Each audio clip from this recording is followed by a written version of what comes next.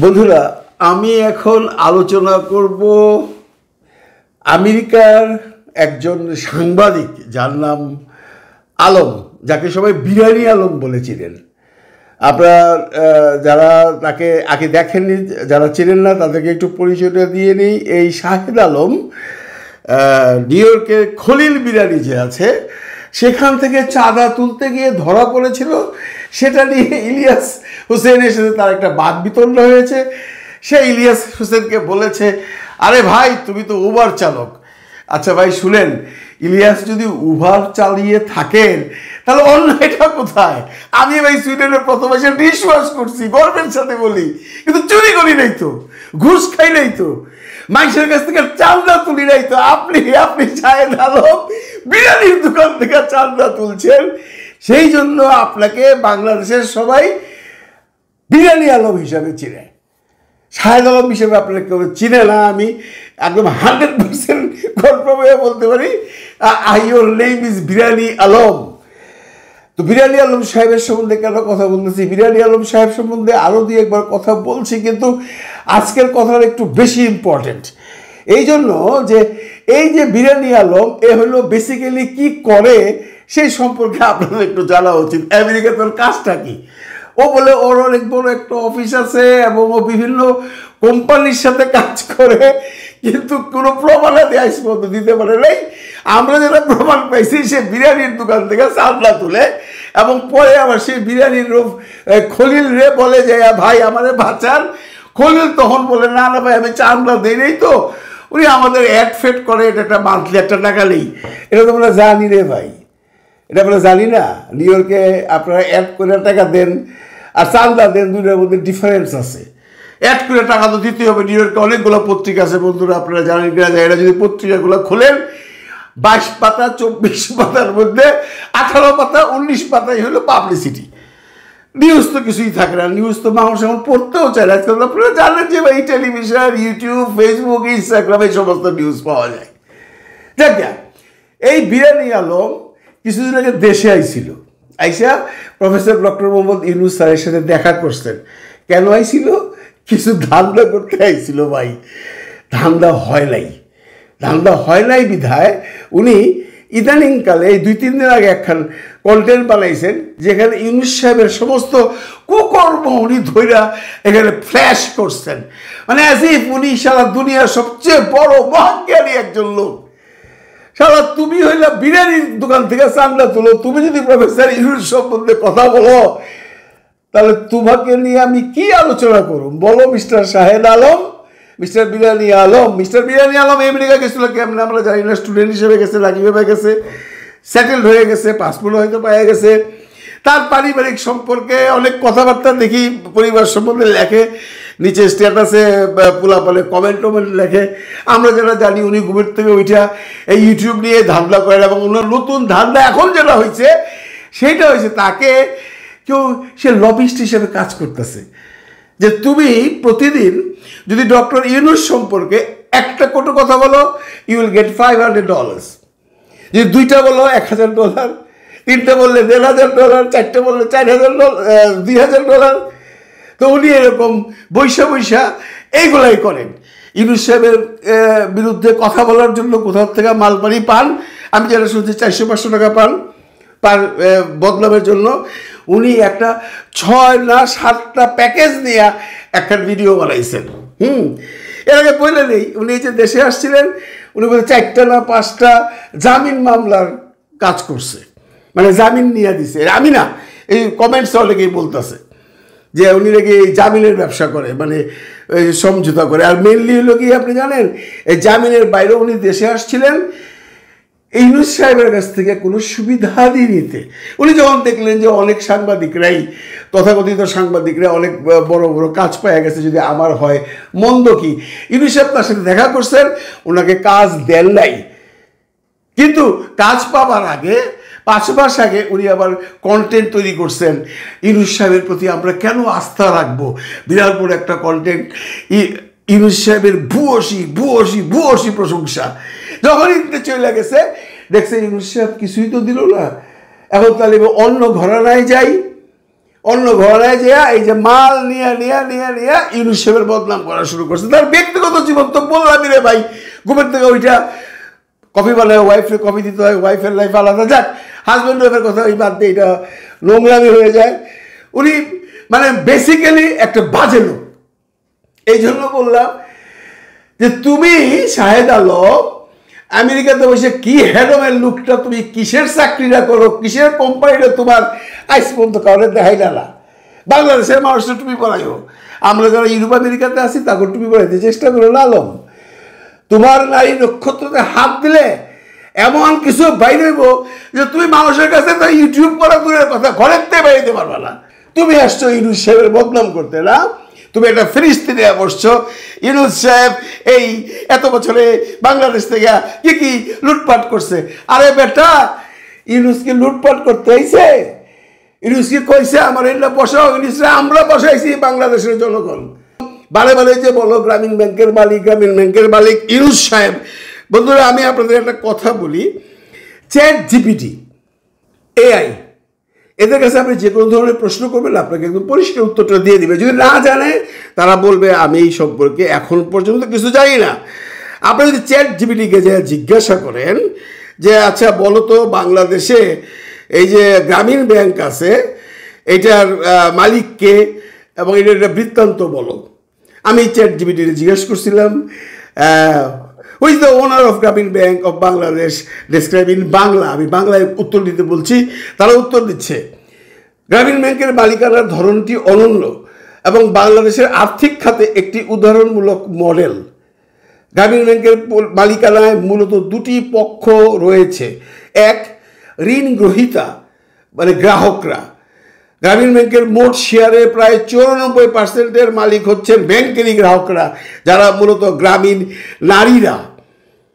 তারা পেশাদারী হিসাবে ব্যাংকের পরিচালনায় অংশগ্রহণ করেন। 2, বাংলাদেশ সরকার। অবশিষ্ট 6% শেয়ারের মালিক বাংলাদেশ সরকার। এটা আমার কথা না, চ্যাট জিপিটির কথা, আর্টিফিশিয়াল ইন্টেলিজেন্সের কথা। ঠিক আছে, এর প্রতিষ্ঠাতা ছিলেন, গ্রামীণ ব্যাংকের প্রতিষ্ঠা করেন নোবেল বিজয়ী ডক্টর মোহাম্মদ ইউনুস 1983 সালে। যদিও তিনি ব্যক্তিগতভাবে মালিক নন, তবে তিনি ব্যাংকটির স্রষ্টা, মানে উনি সৃষ্টি করছেন, সবাই জানি, এবং এর দর্শনের জনক। এই বিরানি আলম, আপনি যে মিয়া কইলেন ইউনুসের গ্রামীণ ব্যাংক, ইউনুসের গ্রামীণ ব্যাংক, ইউনুসের গ্রামীণ ব্যাংক এটা, হ্যাঁ, এগুলো খবর না নিয়ে আইয়া পয়সা যাও লইয়া টাকার ধান্দা। হ্যাঁ, একখান বদনাম করলে $500, $500 তোমার ধান্দাবাজি শুনাইতেছি। দেখেন, গ্রামীণ ব্যাংকের বর্তমানে অধ্যাপক ডক্টর আব্দুল হান্নান চৌধুরী 2024 সালের সেপ্টেম্বর মাসে গ্রামীণ ব্যাংকের পরিচালনা পর্ষদের চেয়ারম্যান হিসেবে নিয়োগপ্রাপ্ত হন। উনি কে সেটা পরিচয় দিয়েছেন। অ্যাকচুয়ালি গ্রামীণ ব্যাংকের প্রতিষ্ঠাতা হলেন ডক্টর ইউনুস। 1983 সালে গ্রামীণ ব্যাংক প্রতিষ্ঠা করেন এবং বহু বছর পর্যন্ত ব্যবস্থাপনা পরিচালক হিসেবে দায়িত্ব পালন করেন। ব্যবস্থাপনা পরিচালক পদ থেকে অবসান ইউনুস সাহেবের। বাংলাদেশ ব্যাংকের এক সিদ্ধান্ত অনুযায়ী 2011 সালে তাকে বাধ্যতামূলকভাবে অবসরে পাঠানো হয়, কারণ তার বয়স 60 বছরের বেশি হয়েছিল। বর্তমানে তিনি গ্রামীণ ব্যাংকের কোনো অফিসিয়াল পদে নেই, তবে তিনি গ্রামীণ পরিবারের অন্যান্য উদ্যোগ যেমন গ্রামীণ টেলিকম, গ্রামীণ শক্তি ইত্যাদি ইত্যাদি অনেকগুলোতে আছেন। কিন্তু আমাদের এই শাহেদ আলম মানে বিরানি আলম বলতে চাচ্ছে স্টার্লিং যে বাংলাদেশে আসছে সেইটা গ্রামীণ ব্যাংকের ফাইন্যান্স মানে তাদের সাথে পার্টনারশিপ আছে। এখানে প্রবলেমটা কোথায়? আমি সেই তর্কে যাচ্ছি না যে অন্যান্য সরকার টাকার বস্তা লইয়া বিদেশে গেছে গা, ইউনুস সাহেব তো টাকার বস্তা লইয়া যায় না, তার যে এই কন্টেন্টের নিচে এইভাবে অনেকে কমেন্ট করছে, আমি সেইভাবে যাচ্ছি না। আমি যে বলতে চাচ্ছি যে গ্রামীণ ব্যাংক বা গ্রামীণ টেলিকম যদি স্টারলিংকের সাথে পার্টনারশিপে ব্যবসা করে, it's a business. What's your problem mister Alam?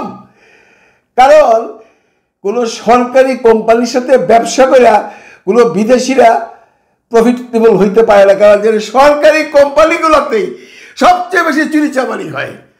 এই বুদ্ধিটা কি আন্নের মাথায় নাইনিগুলো? আপনি জানেন না যে গভর্নমেন্ট সার্ভিস যেগুলো দেয় হেতের চোর বেশি, হেতের লেগে ইলিয়ন মাস্ক চিন্তা করছে যে এই গভর্নমেন্টের লোককে লেগে যাবো, আমি প্রাইভেট সেক্টরে যাবো। এখন আপনি বলতে পারেন রবি ছিল, অমুক ছিল, তমুক ছিল, তাদের সাথে কেন না কেন যাইবো তাদের সাথে, কেন যাইবো? ওই ইলিয়ন মাস্ক চিনে ডক্টর ইউনূসে তার একটা কোম্পানি দরকার, বাংলাদেশে তার একটা পার্টনারশিপ দরকার, তাই না? সেখানে যদি গ্রামীণ ব্যাংক, মানলাম গ্রামীণ ব্যাংকে ইউনূস সাহেব নাই, তারা যদি বিজনেস করে, what's the hell your problem? আমি তো বুঝলাম না। ব্যবসাও করতে দিবেন নাকি? টাকা চুরি করে লেগে যেতেছে গা, এই দিয়ে কথা বল না কেন? সে টাকা চুরি করতেছে না, সে ব্যবসা প্রসারিত করতেছে। এই গ্রামীণ ব্যাংকের ছাড়াও ইউনূস সাহেবের আরো কতগুলো ফার্ম এইখানে আসার আগে আসিল, দর্শক জানে না, আমি বলি। তার নিজস্ব তত্ত্বাবধানে আছে গ্রামীণ টেলিকম, গ্রামীণ সামগ্রী, গ্রামীণ উদ্যোগ, গ্রামীণ কল্যাণ, গ্রামীণ ফান্ড, গ্রামীণ মৎস্য, গ্রামীণ সামগ্রী। আমরা তো জানি রে ভাই, এই যে গ্রামীণ চেক, গ্রামীণ ফোন, গ্রামীণ সামগ্রী, এইগুলো ইউনূস সাহেব করতেছে সে 1983 সাল থেকে। সে কি এই তত্ত্বাবধায়কের প্রধান হিসেবে এখন শুরু করছে? এই ব্যবসা তো সে অনেক দিন যাবৎ করতেছে। আপনি এসে এইগুলো গল্প এনে কেন করতেছে যে ইউনূস সাহেব এত এত ব্যবসা করতেছে, এখন আবার নতুন করে কি নিছে সেটা শুনেন। উনার কথা অনুযায়ী স্টার্লিং তো নিছেই, স্টার্লিং নেওয়ার পরে ইউনূস স্যার তার গ্রামীণ টেলিকম অথবা তার গ্রামীণ ফোন থেকে, যদিও বারে বারে বলে নেই, সে কিন্তু গ্রামীণ ফোনের কিচ্ছু না, পিএসপি নিছে। পিএসপি মানে কি? পেমেন্ট সার্ভিস প্রোভাইডার, মানে ওই যে আমরা নগদ, বিকাশ আছে না, এরকম। এখন মূল ঘটনা হয়েছে কি শুনেন, এই আলম, এই বিরানি আলম বাংলাদেশে আইছিল এই একটা পিএসপি নেওয়ার জন্য। তাকে যে কোনো একটা কোম্পানি, আমি নাম বলবো না, এটা বললে বেশি খারাপ হয়ে যায়, সে বলছে যে আমি আমেরিকার থেকে আসতেছি, আমার ইউনূস স্যারের সাথে খাতির আছে, আপনার এই পিএসপিটা আমি নিয়ে দেবো ইউনূস স্যারের কাছ থেকে। কিন্তু গভর্নমেন্টের কাছে ফাইল থাকার পরে গভর্নমেন্ট কাউকে দিচ্ছে না, কারণ অলরেডি নগদ বিকাশ আছে। ইউনূস স্যারের কোম্পানি গ্রামীণ এরা সমাধান নামে একটা অ্যাপ্লিকেশন করে নিচ্ছে। এটা কি খুব বড় অন্যায় করছে যদি নিয়ে থাকে? এখনো কনফার্ম না আমরা কনফার্ম না, কারণ বাংলাদেশে অনেক নিউজ কিন্তু বাইরে হয়, যেটা আপনারা আজকেও দেখছেন একটা নিউজে যে আমরা রাখাইনের জন্য করিডোর দেবো, এমন কোনো কথাবার্তা সরকারের সাথে হয় নাই। কিন্তু পুরা রাষ্ট্র ওইটা গেছে, professor doctor Mohammad Yunus corridor দিতেছে আমেরিকার সাথে লাইন করে, মানে আমেরিকার কাছে বেচ চলতেছে, বাংলাদেশ বেচ চলতেছে এদের জন্য, এই সমস্ত ফালতু সাংবাদিক নামধারী বাটপারের জন্য। এই বাটপার বাংলাদেশে আসছিল একটা পিএসপি দেওয়ার জন্য, পারে নাই। এরপরে এর মাথাটা খারাপ হয়ে গেছে, কারণ এখান থেকে যাইয়াই বা এখানে আসার আগেই সেই ইউনূস সাহেবের ভূয়সী প্রশংসা, যখন দেখছে আর হয় না, এতদিনে কিচ্ছু হয় না বলে লাইন জ্যান করছে, যখন শুনছে এটা হবে না, এটা যদি হয় তাহলে গ্রামীণ ব্যাংক বা গ্রামীণ টেলিকমের মাধ্যমে হবে, তখন ওনার মাথাটা খারাপ হয়েছে। উনি বসে গেছে ইউনূস সাহেবের ভুল ধরে। কি ভুল ধরছে? উনি কেন পিএসপি নিলেন, পিএসপি নিছে কিনা আমরা কিন্তু এখনো জানি না, কারণ আমি একটু আগে বললাম ভুয়া সংবাদ বাংলাদেশে প্রচুর প্রচারিত হচ্ছে। এরপরে উনি বলতে চেয়েছেন ইউনূস সরকারের ব্যবসা এত বড় যে সালমান এফ রহমান বা বসুন্ধরার সুমন সাহেবের চেয়ে বেশি। আরে বেটা, যদি থাইকা থাকে ওই বেটা তো পরে খদ্দরের কাপড় থাকে, কোন বাড়িতে দেখোস নাই? ও কি সুমন সাহেবের মতো প্যালেসে থাকে, নাকি আমাদের এই যে যার নাম বললেন সালমান এফ রহমানের মতো 1000 কোটি টাকা মাইরা চলে গেছে বা ভাইয়া গেছে বা জেলে বসে রয়েছে প্যালেসে থাকে?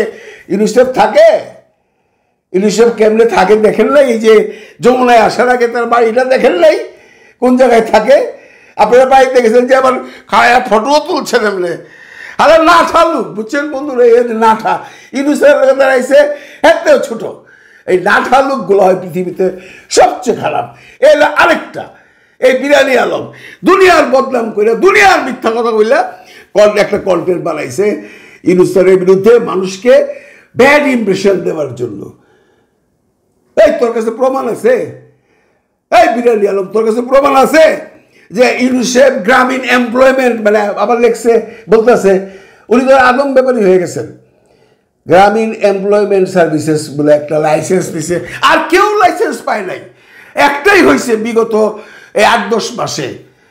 কত দরকার? তুই এগুলো প্রমাণ দিতে পারবি? হ্যাঁ, আরে তুই তো মানে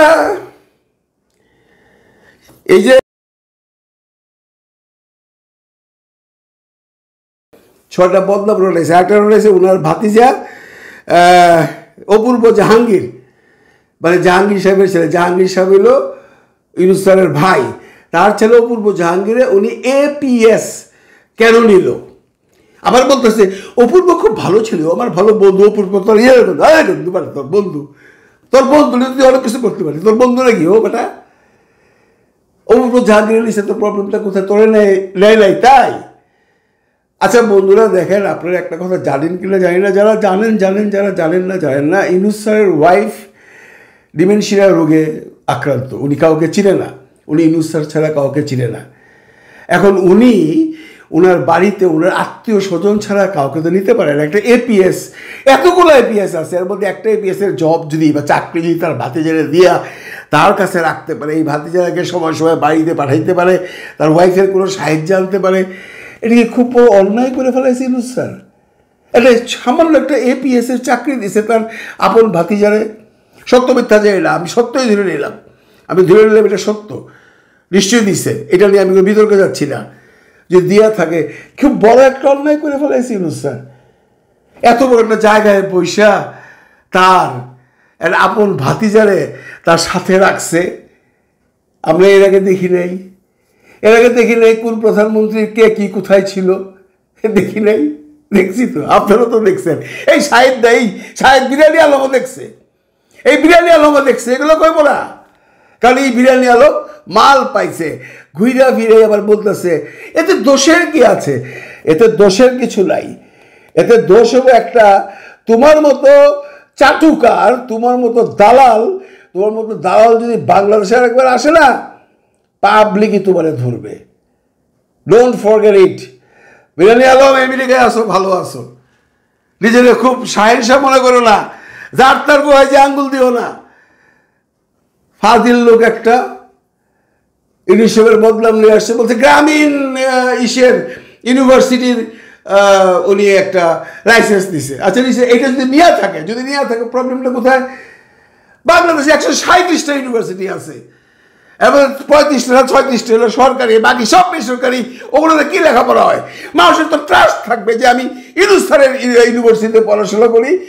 কারণ ওই একটা লোক যে শুধু ব্যবসার ধান্দা করে না, ওই একটা লোক যার কথা শোনার জন্য বিশ্বের সমস্ত ইউনিভার্সিটির ডিন, প্রফেসর, চ্যান্সেলর, ভাইস চ্যান্সেলররা মুখী হয়ে বয়ে থাকে, তার ইউনিভার্সিটিতে আমি পড়বো।